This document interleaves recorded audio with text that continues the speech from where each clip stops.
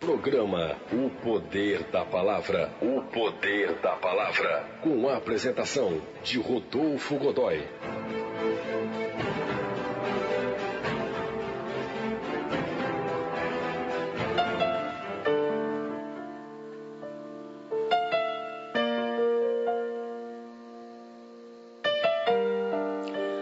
A palavra que nós vamos ler na tarde de hoje está no Evangelho de Mateus, no capítulo 27, dos versículos 32 até os 56. É longo, mas é de suma importância que nós prestemos atenção nessa palavra. Evangelho de Mateus, capítulo 27, versículo de 32 até os 56. E quando saíam, encontraram um homem sirineu chamado Simão, a quem constrangeram a levar a sua cruz. E chegando ao lugar chamado Gólgota, que significa lugar da caveira, deram-lhe a beber vinho misturado com fel, mas ele, provando-o, não quis beber. E havendo-o crucificado, repartiram suas vestes, lançando sorte para que se cumprisse o que foi dito pelo profeta. Repartiram entre si as minhas vestes, e sobre a minha túnica lançaram sortes. E assentados o guardavam ali. E por cima da sua cabeça puseram escrita e sua acusação: Este é o rei, este é Jesus, o rei dos judeus. E foram crucificados com ele 2 salteadores, um à direita, o outro à esquerda. E os que passavam blasfemavam dele, meneando a cabeça e dizendo: Tu que destróis o templo em 3 dias e reedifica-te, salva-te a ti mesmo, se és o Filho de Deus, desce da cruz. E da mesma maneira também os príncipes dos sacerdotes, com os escribas e os anciãos e os fariseus escarnecendo, diziam: Salvou os outros e a si mesmo não pode salvar-se? Se é o rei de Israel, desça agora da cruz e creremos nele. Confiou em Deus, livre-o agora se o ama, porque disse: sou filho de Deus. E o mesmo lhe lançaram também em rosto salteadores que com ele estavam crucificados. E desde a hora 6ª houve trevas sobre a terra, até a hora 9ª. E perto da hora 9ª, exclamou Jesus em alta voz, dizendo: Eli, Eli, lema sabachthani. Isto é, Deus meu, por que me desamparastes? E alguns dos que ali estavam, ouvindo isto, diziam: Este chama por Elias. E logo um deles, correndo, tomou uma esponja e embebeu-a em vinagre, e pondo-a numa cana, dava-lhe de beber. Os outros, porém, diziam: Deixa, vejamos se Elias vem livrá-lo. E Jesus, clamando outra vez com grande voz, entregou o Espírito. E eis que o véu do templo se rasgou em 2, de alto a baixo, e tremeu a terra, e fenderam-se as pedras, e abriram-se os sepulcros, e muitos corpos de santos que dormiam foram ressuscitados. E saindo dos sepulcros, depois da ressurreição dele, entraram na cidade santa e apareceram a muitos. E o centurião e os que com ele guardavam a Jesus, vendo o terremoto e as coisas que haviam sucedido, tiveram grande temor e disseram: verdadeiramente, este era o Filho de Deus. E estavam ali, olhando de longe, muitas mulheres que tinham seguido Jesus desde a Galiléia para o servir. Entre as quais estavam Maria Madalena, e Maria, mãe de Tiago, e José, a mãe dos filhos de Zebedeu. Evangelho de João, capítulo 27, dos versículos 47, dos versículos 32 até os 56.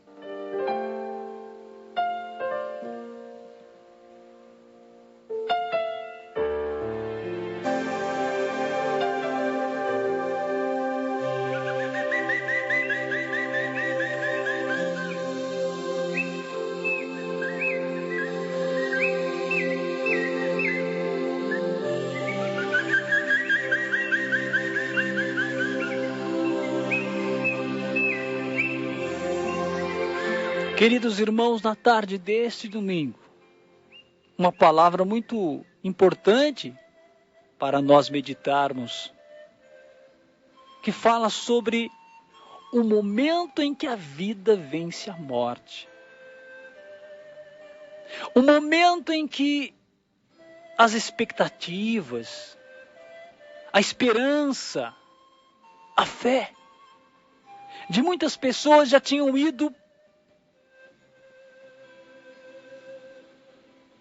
para a frieza. Muitos tinham esfriado, muitos tinham desistido, muitos tinham perdido a esperança. Jesus é surrado, Jesus é maltratado, Jesus é violentado, Jesus é açoitado, Jesus recebe a cruz sobre os seus ombros. Meu querido, aquilo era demais para os seus seguidores. Aquilo era demais para aquele povo que estava acostumado a ver milagres. Aquela cena de aparente derrota. Aquela cena que mostrava um rei desfigurado. Um rei praticamente destruído. Alguém que passou durante 3 anos entre eles, resolvendo todos os problemas que a ele era apresentado. As enfermidades incuráveis, as doenças, mortes. Ele havia ressuscitado pessoas, ele havia curado pessoas, ele havia apaziguado pessoas. Ele era diferente. Ele havia saciado a fome das pessoas, matado a sede das pessoas. Literalmente as pessoas estavam acostumadas a ver Jesus fazendo algo sobrenatural. E jamais, meus irmãos, jamais aqueles discípulos e aquelas pessoas que observavam e que até o seguiam, jamais eles esperavam uma derrota desse jeito, uma cena frustrante desse jeito. Eles esperavam que Jesus, por algum tipo de milagre, de obra sobrenatural, transformaria aquela situação de sofrimento em vitória. Seria algo espetacular. Jesus descendo da cruz e dizia, aqui não, comigo não tem essa de cruz não, comigo cruz não existe. Sabe, talvez eles esperassem esse tipo de manifestação, esse tipo de acontecimento. Mas o que eles viram foi algo aterrizador. Eles ficaram aterrorizados quando eles viram Jesus sendo crucificado, quando eles viram Jesus todo desfigurado na cruz, quando eles viram Jesus com dificuldade para respirar, quando eles viram Jesus na cruz ofegante. Eles não queriam olhar para aquela cena, eles não estavam acostumados a ver aquele homem desta forma. E eles viram Jesus todo desfigurado, e eles viram Jesus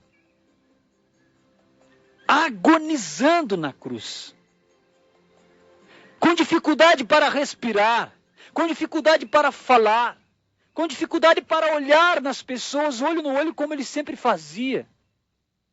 Eles não estavam acostumados com aquela cena. Seus discípulos estavam decepcionados. Seus seguidores, os de perto e os de longe, estavam totalmente decepcionados. Quantos, talvez, ali no meio daquela multidão, já estariam dizendo, mais um impostor, mais um mentiroso, mais um que nos enganou. E a esperança de muitos, se não de todos, naquele dia, havia dissipado. Esta é a terrível narração dos evangelhos da crucificação de Jesus. E a gente vai descrevendo cada versículo e a gente vê a humilhação. Diz no versículo 35 que eles repartiram as suas vestes, lançaram sortes para que se cumprisse o que foi dito pelo profeta. Por cima da sua cabeça, puseram a escrita que dizia, este é Jesus, Rei dos Judeus. E os que passavam por ali, blasfemavam dele, meneando a cabeça. E eu quero fazer uma ressalva aqui, meus irmãos. Talvez a nossa geração esteja fazendo a mesma coisa. Talvez a nossa geração esteja afrontando Deus com uma vida totalmente corrupta, com uma vida totalmente distante da vontade dele. Talvez a nossa geração, meu irmão, esteja também crucificando a Jesus, também açoitando a Jesus a cada dia. Quando negamos a sua mensagem, quando não aceitamos e não nos submetemos ao teu senhorio. Talvez nós somos mais um daqueles que gritaram: crucifica-o, crucifica-o. Porque foi justamente isso que aquela multidão agora dizia. Era justamente isso que aquelas autoridades agora diziam, aqueles soldados agora estavam dizendo. Príncipe dos sacerdotes, pessoas que estavam por ali. E quanta humilhação. Outros diziam: salvou os outros, é si mesmo não pode salvar-se. Se é o rei de Israel, desça agora da cruz e creremos nele. Meus queridos irmãos, os sofrimentos de Cristo no Gólgota, quando eles põem a cruz no solo e deitam Jesus sobre ela, quando eles estendem os seus braços ao longo dos braços da cruz e pregam um cravo de ferro quadrado, pesado, que atravessa sua mão ou talvez o seu punho. E os cravos então penetram também na madeira. A seguir, meus irmãos, eles estendem os pés de Jesus e os cravam na cruz, com cravos maiores do que os das mãos. E nós não podemos olhar para o Calvário, ficando com pena de Cristo, ficando com dó de Cristo. A cruz não pode causar isso simplesmente na gente. A cruz tem que nos impactar, no sentido de que nós olhamos para a cruz e entender que aquele que está ali, ele está no meu lugar e no seu lugar. Quem deveria receber aqueles cravos? Era simplesmente eu e você, meus irmãos, e não Jesus. Esta é a obra redentora, ele se colocou no nosso lugar. Quantos blasfemavam dele? Porque agora Jesus está cheio de ferimentos. Jesus agora está coberto de sangue. É um espetáculo, meu irmão, patético. É um espetáculo patético para o povo que assiste aquele evento. As dores são atrozes em todo o seu corpo. Ele fica naquela posição horrível por várias horas. Os braços já estão fadigados, sente grandes cãibras nos músculos, rasga-se a pele das suas costas.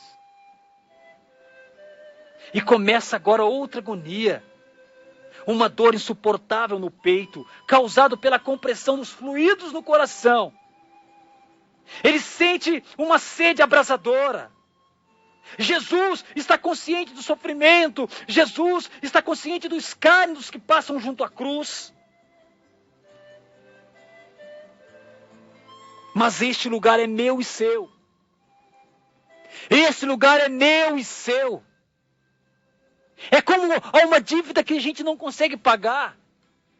E a gente vai adiando, e aquilo vai se tornando uma bola de neve. E alguém um dia chega e fala: eu vou pagar para você. Meu irmão, não é uma dívida financeira impagável que Jesus está ali consertando para nós. Jesus está, com a sua morte, colocando a cada um de nós no céu. Por isso ele é a porta. Ninguém vai ao Pai senão por mim. Não há outro jeito, meu irmão. Não há sacrifício que você possa fazer. Não há religião que te conceda perdão. Não há ladainha que santifique você. Não há nada que se possa fazer para que você seja salvo, para que você tenha direito ao céu, a não ser você aceitar o sacrifício de Jesus na sua vida, você aceitar o Senhor Jesus como seu único e suficiente Salvador. Por isso que Ele pagou, por isso que Ele se colocou no meu e no seu lugar. Os sofrimentos de Cristo, meu querido,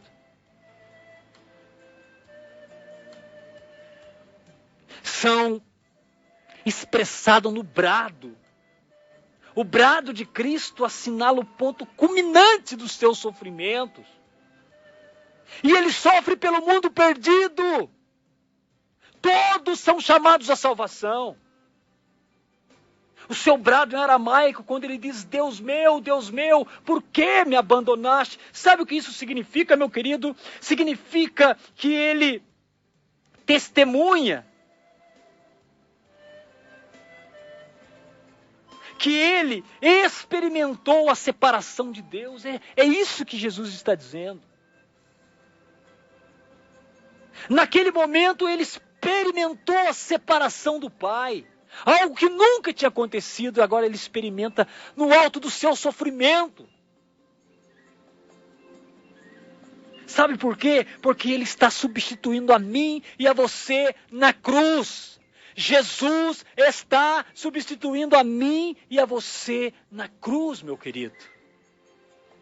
Ele tomou o nosso lugar. E quando nós pecamos, conscientes do sacrifício de Jesus, nós o crucificamos de novo, nós o condenamos novamente. Nós desprezamos o seu sacrifício na cruz. É algo muito sério. Esta geração precisa acordar, porque o pecado é a desvalorização do sacrifício de Jesus na cruz, quando nós continuamos na nossa vida de pecado. Nós ignoramos o sacrifício da cruz, nós jogamos no lixo todo o significado rico e agraciado que é o sacrifício de Jesus na cruz. Jogamos fora quando vivemos uma vida fora da presença do Senhor. E foi isso que aconteceu, meu querido. Jesus nos substituiu naquela cruz. Quando ele se separa do Pai, quando ele sente que há uma separação, que Deus olha para a cruz e não vê seu filho, Deus vê ali o pecado. Deus vê ali alguém que está num lugar amaldiçoado. Porque a cruz é símbolo de maldição. Esta é a pior tristeza. Esta é a pior angústia. É a pior dor que Jesus sente. Está ferido pelas transgressões dos seres humanos. Jesus se dá em resgate de muitos. Sabe, irmão, aquele que não conheceu o pecado, Deus o fez pecado pela humanidade inteira, como dizem em 2 Coríntios 5, 21. Vamos pegar lá para a gente ler. 2 Coríntios 5, 21. O que é que esse texto tem nos dito? Está aqui em minhas mãos. Meu Deus do céu. O texto diz: aquele que não conheceu o pecado, o fez pecado por nós, para que nele fôssemos feitos justiça de Deus. Oh, meu Pai. Então Jesus morre abandonado, para que nunca sejamos abandonados. Meu irmão, você está se sentindo abandonado, é porque você não aceitou Jesus como seu único Senhor, seu único e suficiente Salvador. Pode ter certeza disso. Deus já pagou o preço lá na cruz. Mediante os sofrimentos de Cristo, somos redimidos. A raça humana é redimida. Veja 1 Pedro 1,19. Mediante o sofrimento de Cristo, a raça humana é redimida, mas somente o sacrifício de Cristo. Não há outro jeito. Se não for pelo sacrifício de Cristo, não adianta tentar. Em 1 Pedro, capítulo 1, verso 19. Mas com o precioso sangue de Cristo, como de um cordeiro imaculado e incontaminado. Ali somos salvos. Pelo precioso sangue de Cristo, como um cordeiro. Um cordeiro imaculado, ou seja, sem mancha, sem pecado. Um cordeiro incontaminado. Ali a raça humana é redimida. Como está a sua vida, meu irmão? Como está a sua vida, meu querido ouvinte? Até quando vamos levar nossa vida de qualquer jeito? A situação não é brincadeira, não. Jesus está voltando. O justo juiz, a sua ira vai ser derramada sobre essa terra, sobre esse mundo. E nós, como estamos, meus queridos? Nós ainda estamos no oba-oba, nós ainda estamos levando como dá para levar, ou nós precisamos parar para pensar. Se vale a pena jogar fora esta graça, se vale a pena desprezar essa graça. E é graça mesmo, meu querido. Os sofrimentos de Cristo não foram em vão.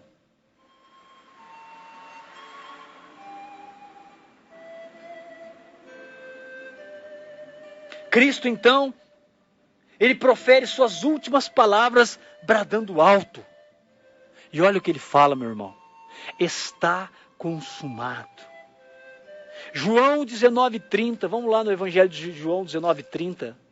O que é que diz? O texto diz: e quando Jesus tomou o vinagre, ele disse: está consumado. Inclinando a cabeça, entregou o Espírito. Está consumado. Este brado, querido, significa o fim dos seus sofrimentos, mas também a consumação da obra da redenção. Foi paga a dívida do pecado humano. Aleluia.